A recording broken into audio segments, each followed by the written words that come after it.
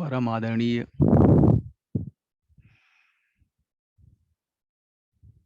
सुहृद श्रोताजन, सादर नमन। गोस्वामी तुलसीदास जी महाराज द्वारा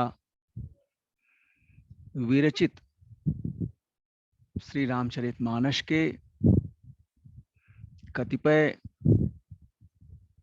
व्यवहारिक प्रसंगों की श्रृंखला में अपना मंतव्य प्रस्तुत करने हेतु आपके समक्ष समुपस्थित हूं।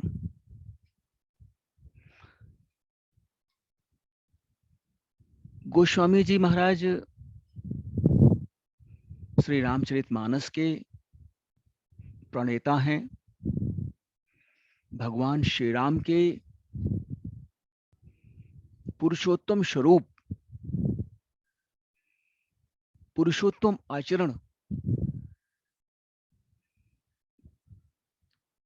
की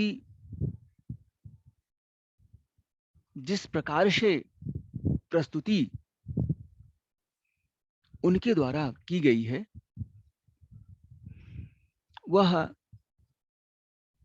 सामान्य प्राणी के बस की बात नहीं है। गोस्वामी जी महाराज स्वयं ही ज्ञान, बुद्धि, विवेक और भगवत कृपा से युक्त रहे हैं। भगवान श्री राम की कृपा जिस पर होगी, वही व्यक्ति उनके द्वारा की गई लीलाओं का गुणगान करने में सक्षम होगा। परमेश्वर को जानना, परमेश्वर से सामीप्य प्राप्त करना अत्यंत दुष्कर कार्य है। युगों युगों तक अनेक साधु संत, योगी, महात्मा, ऋषि, मुनि अपना सर्वस्व त्याग कर, अपना सर्वस्व प्रभु के चरणों में अर्पण कर ज्ञान की खोज में, भक्ति की खोज में भटकते रहते हैं, पूजा अर्चना करते रहते हैं, यज्ञ अनुष्ठान करते रहते हैं, किंतु अंत में उनके मुख से राम शब्द भी नहीं निकलता है। यह परब्रह्म परमेश्वर की प्राप्ति का साधन भक्ति है, किंतु भक्ति इतना आसान नहीं है, समर्पण इतना सहज नहीं है। मनुष्य अपनी छोटी छोटी इच्छाओं, आकांक्षाओं का परित्याग नहीं कर पाता है। लोभ, मोह के वशीभूत होकर अनेक प्रकार के दुष्कृत्यों में लिप्त रहता है। झूठ, आडंबर, फरेब से अपने जीविकोपार्जन की दिशा तय करता है।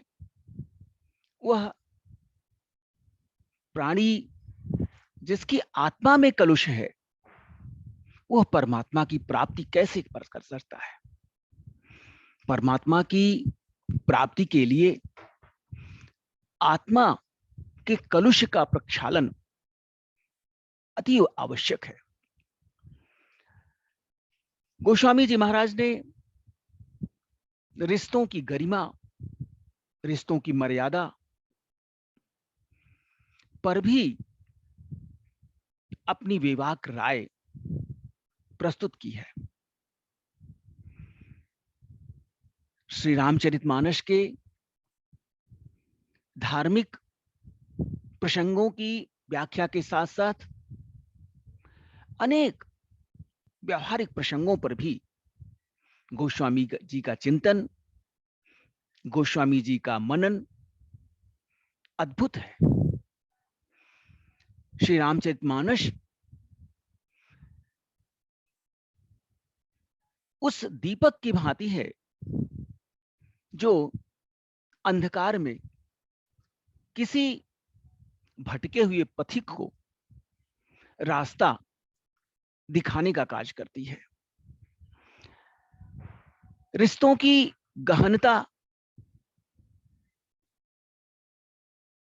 का यदि विश्लेषण किया जाए तो इस संसार में प्रायः सभी रिश्ते रक्त संबंधों पर आधारित होते हैं।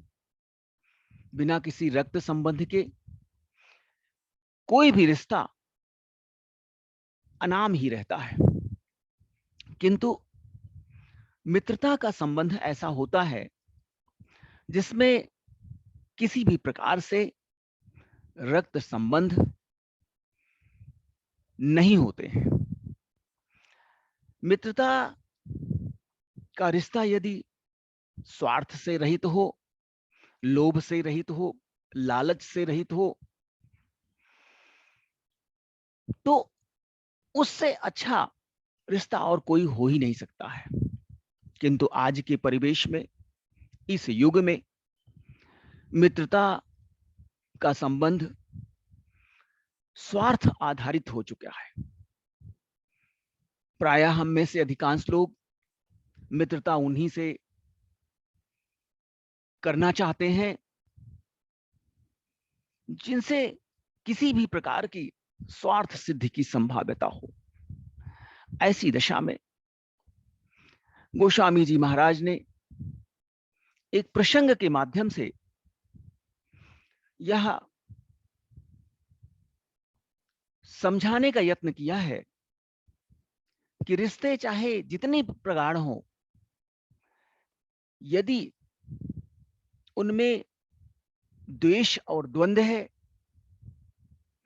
उनमें ईर्ष्या है, उनमें लोभ और लालच है, तो ऐसे रिश्तों को संभालने की आवश्यकता नहीं होती है। गोस्वामी जी महाराज कहते हैं, यद्यपि मित्र प्रभु गुरु गृह गेहा, जाय बिनु बोले हो न संदेहा, तदपि विरोध मान जह कोई, तहाँ गए कल्याणु न होई। यह प्रसंग शंकर यो मां सती के संवाद से उद्धृत है। मां सती अपने पिता दक्ष के घर जाने के लिए आतुर हैं। महाराज दक्ष द्वारा एक यज्ञ का आयोजन किया गया है। माता सती भगवान शंकर से अनुमति मांग रही हैं अपने पिता के घर जाने के लिए, किंतु भगवान शंकर से महाराज दक्ष का सहज बैर है। भगवान शंकर को दक्ष अपना शत्रु मानते हैं और वे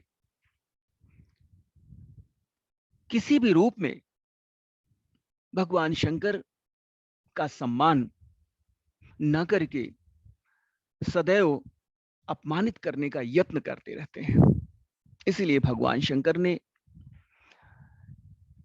सती से कहा, हे सती, यद्यपि कि मित्र के घर, पिता के घर, स्वामी के घर और गुरु के घर बिना बुलाए जाने में कोई आपत्ति नहीं है। पिता का घर भी अपना घर होता है अच्छे मित्र का घर भी अपने घर के समान ही होता है और स्वामी का घर तथा गुरु का घर भी अपने घर के समान होता है। इनके घरों में जाने के लिए किसी विशेष आमंत्रण की आवश्यकता नहीं होती है, किसी विशेष निमंत्रण की आवश्यकता नहीं होती है। अनाहूत ही इनके घरों में जाया जा सकता है। किंतु जिस घर में मान न हो, जिस घर में सम्मान न हो, जिस घर में ईर्ष्या हो, आप ही के प्रति दुर्भावना हो, आपको सदैव अपमानित करने की यत्न किए जा रहे हों, ऐसे घरों में भी, चाहे वो पिता का घर हो, चाहे वो मित्र का घर हो, चाहे वो गुरु का घर हो और चाहे वो स्वामी का घर हो, कदापि नहीं जाना चाहिए। भगवान शंकर के बार बार मना करने पर भी सती हठवश जाना चाहती है। ऐसा जानकर कि देवी सती का यह कृत्य कल्याणकारी नहीं है, अनिष्ट की आशंका है, वह सती को यज्ञ में सम्मिलित होने की अनुमति प्रदान कर देते हैं और अपने कुछ गणों को माता सती के साथ भेज करके महाराज यक्ष के यज्ञ में सम्मिलित होने की अनुमति देते हैं। भगवान शंकर के बार बार कहने पर भी सती जब अपने पिता के घर जाती हैं तो उन्हें अनेकों प्रकार के अपमान, तिरस्कार सहन करना पड़ता है। उनकी बहनें उनसे व्यंग्यात्मक शैली में बात करती हैं। शेष अन्य लोग भी उनके प्रति स्नेह नहीं रखते हैं। केवल माता उनसे प्रेम पूर्वक मिलती हैं, उनकी कुशल क्षेम पूछती हैं। सती के जाने पर उन्हें महसूस हुआ, उन्हें एहसास हुआ कि भगवान शंकर का कथन उचित था, मुझे यहां नहीं आना चाहिए था। किंतु भगवान शंकर के अपमान को सती भला कैसे सहन कर सकती है। वे यज्ञ स्थल पर जाती हैं। यज्ञ स्थल पर अनेक देवी देवताओं के लिए स्थान सुनिश्चित किया गया है, सबका आदर हो रहा है, सबको सम्मान पूर्वक महाराज दक्ष द्वारा प्रतिष्ठित किया गया है। किंतु भगवान शंकर की कोई स्थान निर्धारित नहीं है।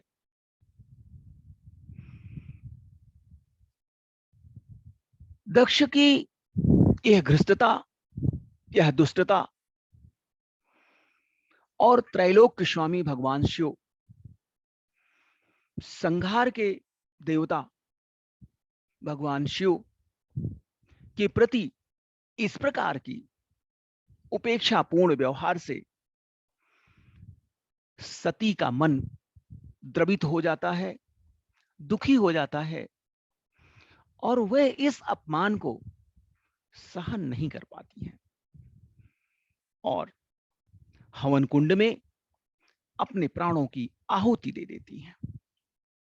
सती के इस प्रकार से अपने प्राणों की आहुति देने पर भगवान शंकर के गण उस यज्ञ का विध्वंस कर देते हैं। और महाराज यक्ष की अधोगति होती है। इस प्रकार से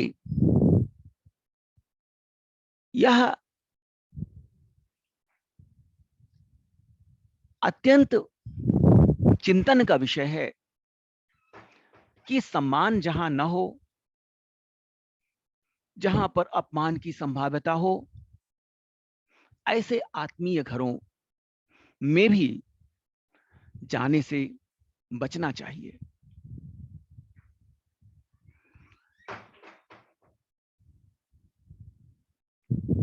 गोस्वामी जी महाराज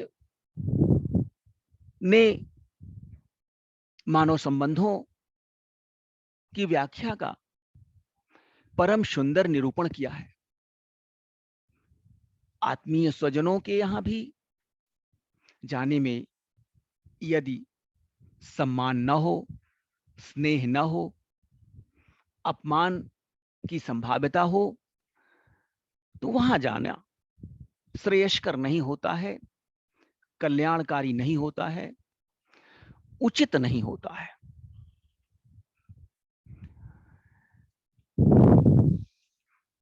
इस संबंध में और भी कुछ कहा गया है कि आवत ही हर्षय नहीं, नयनन नहीं स्नेह, तेहि घर कबहू न जाइए, कंचन वर्षय में। आप जिसके घर जा रहे हैं उसके हृदय में यदि आपके जाने पर उल्लास नहीं है, हर्ष नहीं है, उसके नेत्रों में आपके प्रति स्नेह प्रदर्शित नहीं होता है, सम्मान प्रदर्शित नहीं होता है, तो ऐसे घरों में कभी भी नहीं जाना चाहिए। चाहे वहां जितनी भी प्रकार के यश, वैभव, विलासिता के साधन उपलब्ध हों, अपमान सह करके किसी के घर जाना सुखद नहीं होता है। इसलिए यत्न करके ऐसे सुहृद जनों के यहां जाना चाहिए, उनसे मित्रता करनी चाहिए, उनसे संबंध स्थापित करने का यत्न करना चाहिए, जो आपके लिए कल्याण की कामना करते हैं, आपकी शुभेच्छु हैं और कभी भी किसी भी रूप में आपके अनिष्ट का यत्न नहीं करने वाले हैं।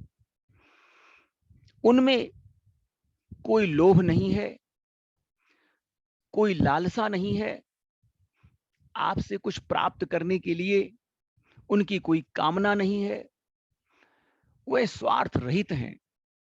ऐसे लोगों से प्रेम रखना चाहिए, ऐसे लोगों से संबंध रखना चाहिए।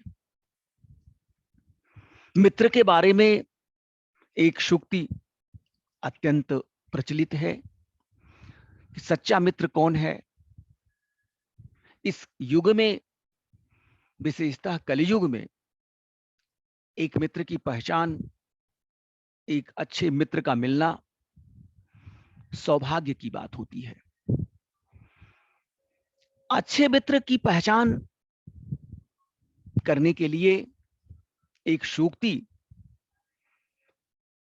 का उद्धरण मैं यहां प्रस्तुत करना चाहूंगा। पापान निवारयति योजयते हिताय, पापान निवारयति योजयते हिताय। अच्छा मित्र है वह जो आपके को पाप के रास्ते से हटाता है, गलत मार्ग चलने से रोकता है और कल्याणकारी मार्ग में आपको सन्निहित करता है, पाप कर्मों से बचाता है, पाप करने से रोकता है और सत्कर्मों की ओर अग्रसर करता है। पापान निवारयति योजयते हिताय, गुह्यम निगूहति। जो चीज छुपाने योग्य है उसको छुपाता है। और गुणान न प्रकटी करोति, गुणों को प्रकट करता है, गुणों के लोगों के समक्ष रखता है। गुणान प्रकटी करो, आपद गतम च न जहाति। आपत्ति काल में, मुसीबत में साथ नहीं छोड़ता है। आपद गतम च न जहाति, ददाति काले, समय पर वो साथ देता है। सन्मित्र लक्षण मिदम प्रवदंति संता। अच्छे मित्र के यही लक्षण हैं जो प्रायः संतों द्वारा कहे गए हैं। इस युग में इस तरह के मानक पर खरा उतरने वालों मित्रों की संख्या अत्यल्प है, बहुत कम है। प्रायः लोग स्वार्थ से जुड़ते हैं, स्वार्थ सिद्ध होने के उपरांत अपने आप को दूर कर लेते हैं। ऐसे दौर में मित्रों, सगे संबंधियों की पहचान करना अत्यंत जटिल है। गोस्वामी जी महाराज ने इसी प्रकार के अनेक व्यवहारिक प्रसंगों के माध्यम से मानव मात्र को सचेत करने का यत्न किया है। उनके द्वारा अनेक नीतिपूर्ण